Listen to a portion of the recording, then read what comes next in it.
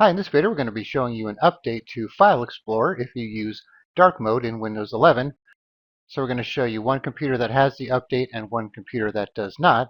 So this one here does not have the update, but as you can see, you can still use dark mode in File Explorer.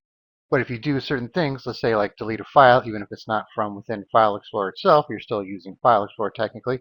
So if I click on delete, you can see the confirmation is not in dark mode.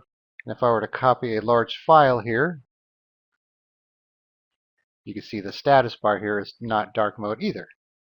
All right, so now let's go over to a computer that has this update, and then I'll show you what the update is. All right, so this computer does have the update, and I'll show you the number here.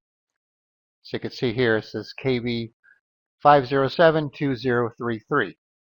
So that's the one you need to have these new dark mode features for File Explorer. So this is available for Windows 11 25H2 and 24H2, I believe. So you don't have to be on 25H2 to get this.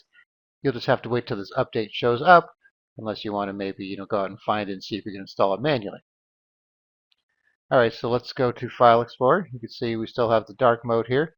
So let's delete this file. Now you can see our confirmation mode is dark as well. It's not light like we saw on the other computer. And if we do the same thing where we copy a file here, you can see the status bar is in dark mode as well.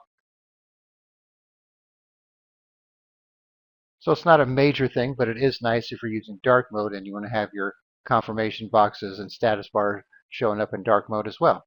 All right, so once again, just go to Windows Update, from the Windows Settings, Update History, and look for this update here. And then once you have it, you'll be good to go. All right, thanks for watching, and be sure to subscribe.